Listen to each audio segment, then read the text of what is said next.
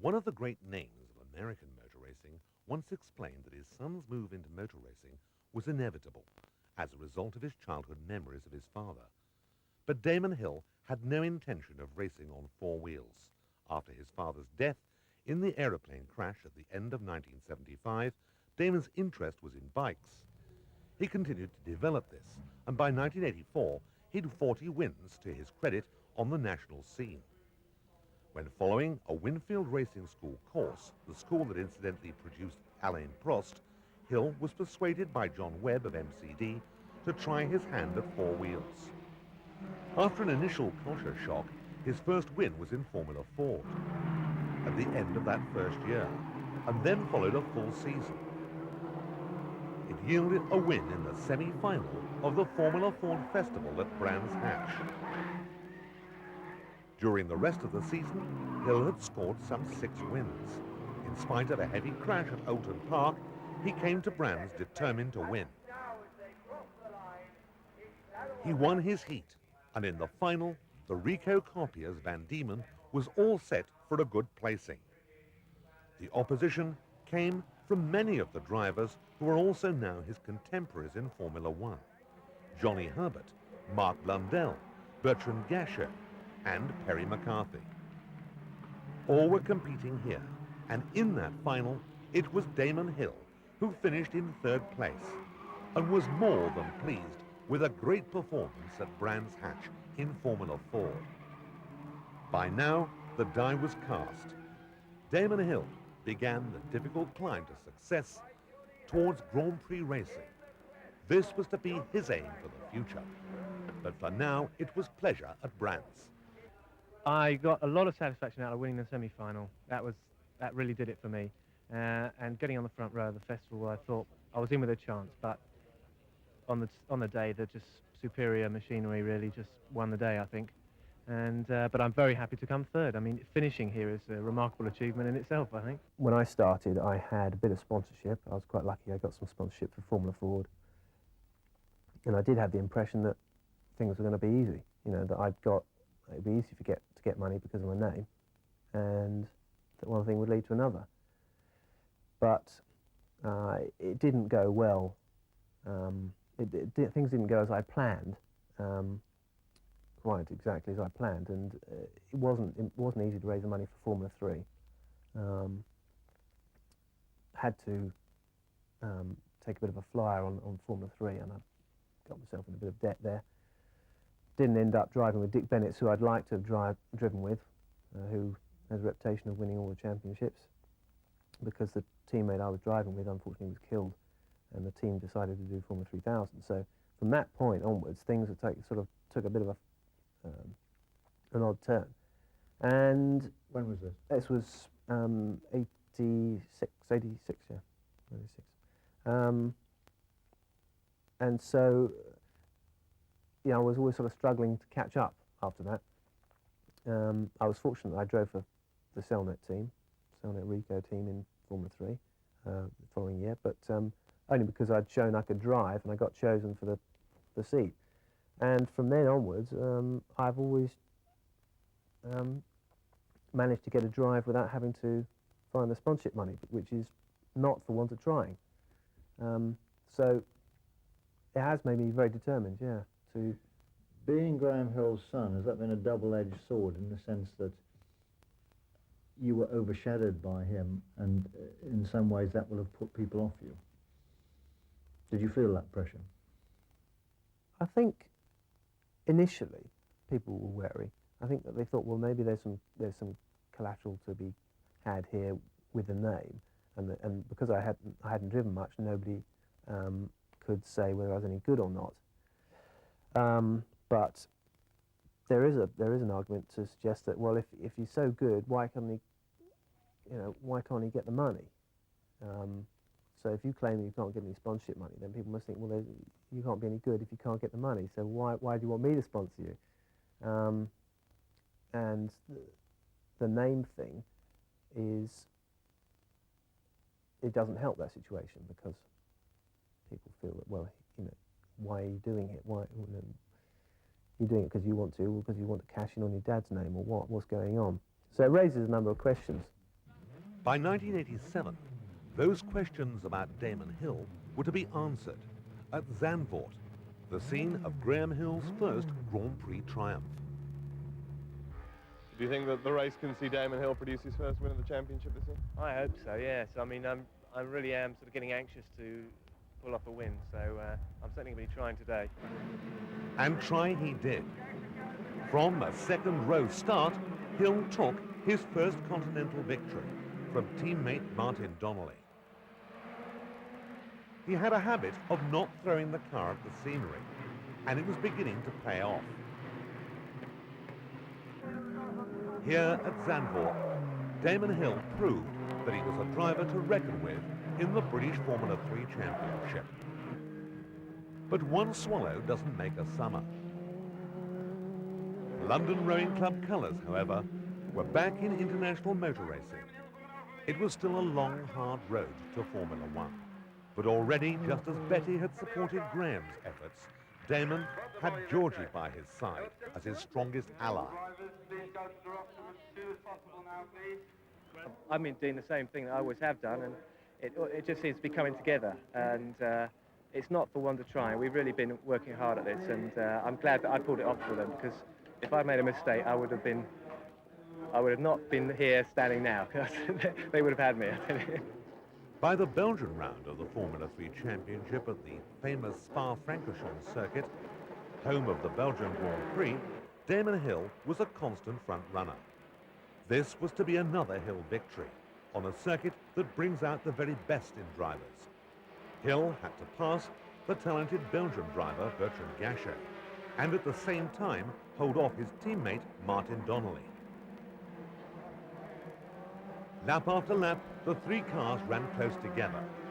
But eventually, Hill was to triumph and force his way through into the lead.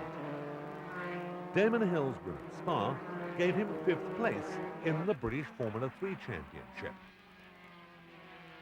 But it also gave him confidence that he could deal with the opposition at the highest level.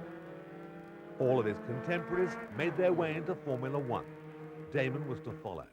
But for now, it was a delighted Betty Hill that watched him raise the cup of victory. 1988 was another competitive year for Damon in Formula 3. And although he didn't win the championship, he did win the right races in the right places. An important thing to do if you want to get on in motor racing. We won at Thruxton and at the Silverstone Grand Prix support race. That Silverstone Grand Prix Formula 3 victory was something that was very important because it was in front of the right sort of eyes. Yes, it took place on the day before the main event, and I was able to spend the next day talking to all the Formula 1 team managers, and they'd seen the race and were congratulating me, and it was a very good PR exercise, if you like. Well, now you're looking for Formula 3000. Why do you want to stay on the British scene when I know that you have some interest in your talents elsewhere in the world? That's right. I mean, I could go to race in the States or in Japan if I wanted to, but my ambition is to get into Formula 1, and really to get into Formula 1 you have to be racing in Europe against what I see as the top-line drivers in the world. You've driven a Formula 1 car. You've driven, in fact, a Formula 3000 car. Yes, I drove the Benetton at the beginning of this year. In fact, it was the first car I drove after the Christmas break, which was a good way of running myself in to get into a turbocharged Formula 1 car. And I drove a 3000 car as well earlier this year. But they were only in test days, and it wasn't in a race situation, which is really what I want to get into. By now, Damon was married to Georgie, and after 3 years in Formula 3, lack of finance meant that his 1989 season was difficult and disappointing. At Oulton Park, Damon drove a year-old car in the British 3000 series, finishing in 3rd place behind Andrew Gilbert-Scott and Gary Brabham. But help was just around the corner. I didn't have a drive to start the year. I had nothing.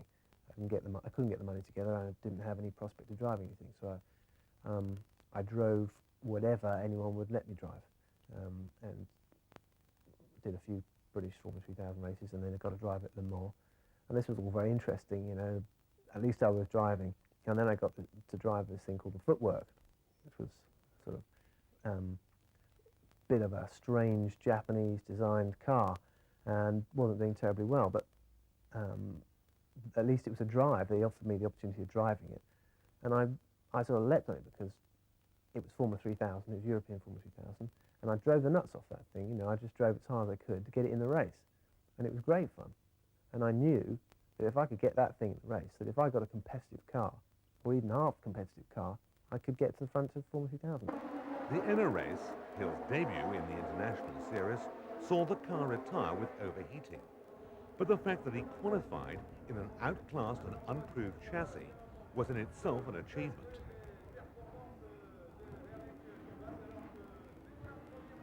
Formula 3000 is an exciting series to be in, another stepping stone to Formula One. At Brands Hatch, once again Hill qualified. But the gear linkage broke, and once again Damon had to retire.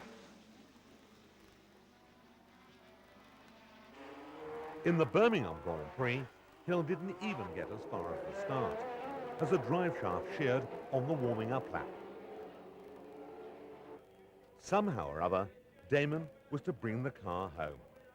His determination showed at Le Mans, when he took the oddly named Mooncraft home in 16th place. France seemingly was lucky for Hill. He moved on from Le Mans to Dijon, and it was one place better for the uncompetitive lunar module. The efforts proved worthwhile, for in 1990, the promising Middlebridge team signed Hill for 3,000 races, and his future looked more promising, although the car didn't qualify for the first round at Donington. Silverstone, however, was to be a totally different story. Here we were to see, for the first time, the reality of Damon Hill's talent, and the fact that he probably had more of it in natural form than his father. Now you're driving a Lola Cosworth for Middlebridge, and it seems to be a highly competitive car here, and you're certainly highly competitive. What's happened since Donington to bring you up to this level? Well, we had to reappraise everything after Donington. We were caught a bit on the hop when we turned up with a car that really wasn't well sorted. We hadn't done any pre-season testing, and we had to start again basically, and we did a little bit of testing, and it seems to have come right now. The start at Silverstone, and Hill shoots through to dominate the race. It was becoming clear that Damon indeed had a wealth of untapped ability. But the car, unfortunately, was to let him down with an electrical problem. He led for some 17 laps, apparently easily. And on the Hanger Straight, it all came to nothing. One could be excused in comparing Damon's early races in international competition with those of his late fathers in the early years with Lotus and BRM, always at the front of the field in qualification, as at Monza. Once again, Hill demonstrated his ability in practice. And often, it was the car or someone else's accident that robbed Hill of a number of wins during the season.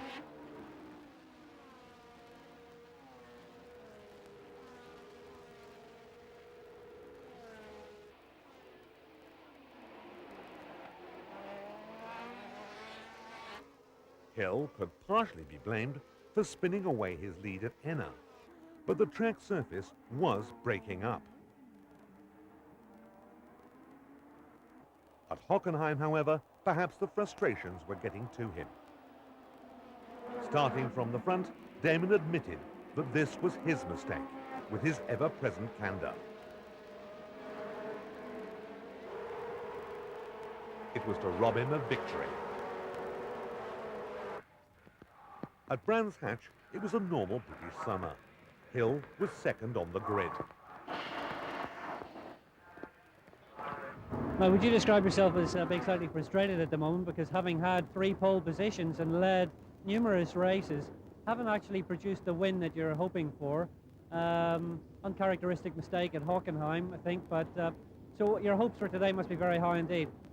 Well, after Hockenheim, I really want to make sure that I don't do anything silly, and I think whether I win or not is really going to be a case of waiting to see how the race unfolds, because we just don't know what the conditions are going to be like, and it's all a bit of a hit and miss with the wet, because people change their car setup, so they might not necessarily be as in the same order in the race as they were in qualifying.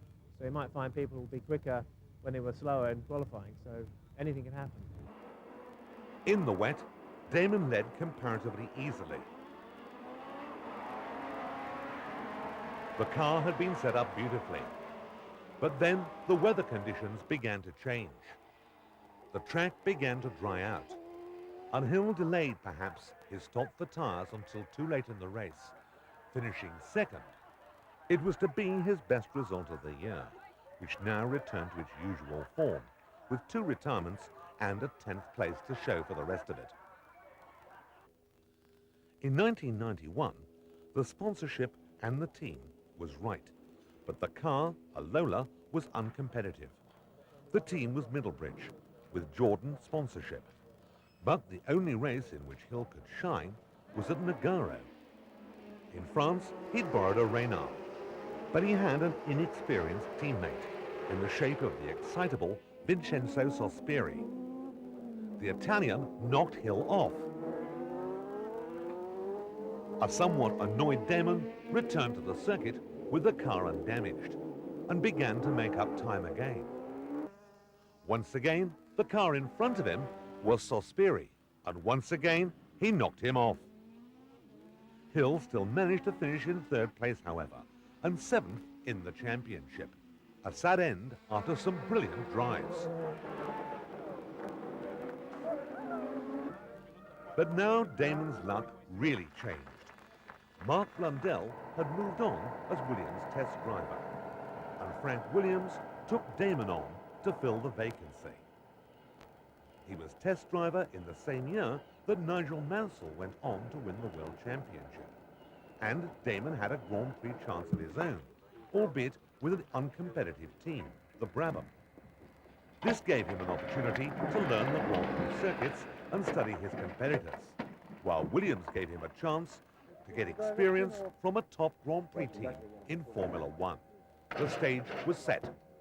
Damon, I suppose you'd really like to be dressed in those clothes for the British Grand Prix. I wouldn't mind sleeping in them, actually, you know. I feel part of the Williams team when I'm wearing the overalls, and obviously they're very successful. And the car is currently probably the best racing car that's ever been built, best Formula One car. Now this year you've been trying very hard to qualify a Brabham. Looking towards the future, do you think that you're going to have a regular Formula One seat in '93, and do you believe that it'll be a competitive one? I can't say that. I have to, it's all very much in the lap of the gods. I mean, I'm trying very hard to attract some sort of sponsorship so that I can go along to the best Formula One team and persuade them that I'm what they need. There seems to be a resurgence of British drivers at the moment, not the least in the French Grand Prix a while ago, where we had 3 in the first 6. Do you think that can continue? Certainly. I mean, with Herbert going well now in the Lotus as well, you've got, you know, got a strong British contingent, and of course Nigel's leading the way, and hopefully I'll join the rest of them soon. Well, let's hope that the next time we see you in this sort of livery, you're behind the wheel of a car that is competitive. Thank you. At the end of 1992, Nigel Mansell moved on to kart from Williams and made that dream come true for Damon Hill. He was 32 years old and would win his first Grand Prix when he was younger than his father. Frank, what sort of pressure were you under, if any, to appoint a British driver in terms of public opinion, but also the sponsors and your partners? Absolutely none. The various partners who invest in this team sometimes have a preference for a driver of one particular nationality. But because our partners are very global, they are very international, there was never any real pressure to go for an Englishman, a Frenchman or otherwise. And I would emphasise that Damon was selected totally and purely on merit. I'm thrilled to bits because I've worked very hard, I think, to get this drive. And I've sort of beaten off all comers, and for whatever reason I'm sitting in the car now for 93, and I'm looking forward to every minute of it. These last couple of months since Nigel announced he was retiring must have really seen you with your heart in your mouth, because you knew there was a chance. Yeah. All these other names were in the hat, and Yeah. Martin Brundle was out, and then suddenly Hakkinen might be in, and Yeah. you must have been really worried. Well, I took the view that you can't miss what you've never had, and so until I was actually seriously there with a chance, I just did everything I could to try and make things happen for me. And as I said, it's worked out in my favour, and I had the opportunity of testing and showing what I could do in testing, but apart from that I've had very little opportunity to try and pull any levers or whatnot, so I'm very, very excited that I'll be driving next year. I think your father, Graham, would have been very proud of you today. Well, thank you very much. I hope he would have been, and it's a shame he's not here, but I still feel that he's with me in spirit anyway. In 1993, Damon Hill partnered Alain Prost in the Williams team. The Frenchman went on to take the world title, but not before Damon had provided him with a tremendous fight, particularly towards the end of the year when he won a number of the Grand Prix. At the end of the season, Prost went on to retirement and was replaced in the Williams team by the redoubtable Ayrton Senna. The story of 1994 is almost like a replay of Lotus in 1968 after the death of Jim Clark. The death of Senna saw the fortunes of Williams rest on Damon Hill's shoulders. It went down to the very last race of the season and the disputed collision between Hill and Michael Schumacher, who went on to take the championship. Few could have believed that Damon Hill could achieve so much in so short a time. The 1995 press conference at Williams, a new teammate, David Coulthard, and everything to go for in a new season with new cars and less downforce. Already the fight for the championship is on between Damon Hill and Michael Schumacher. But there's no question in the mind of Damon Hill as to where his ambitions lie. World champion. You can only really go one better this year, can't you? 2 points better than I did last year. If I could do that, I'd be happy, yeah. I think that the motivation this year for me is that I know I start the season as a strong challenger, and I know that I can give Michael or whoever else is coming along a tough time, and the goal is to win the championship. There's no doubt about that. Going back to your father, how much do you put down to his personality, what you've inherited from him, and the way, the relationship you had with him to where you are today? I put down a good 80%. The values and the guidance that he gave, and just watching from an early age all the things he did and how he concentrated and how he worked, I think that's bound to have rubbed off, and it affected the way I approached the job. But I feel like I'm doing what I'm doing. I feel like it's Damon Hill doing the job, but thanks to a lot of instruction, unconscious instruction from my father. And if you were to pick out one thing that you've inherited from him more than anything else, which has allowed you to be successful in motor racing, what would you say it was? I think it's the one message his entire life gave, was that you should never give up.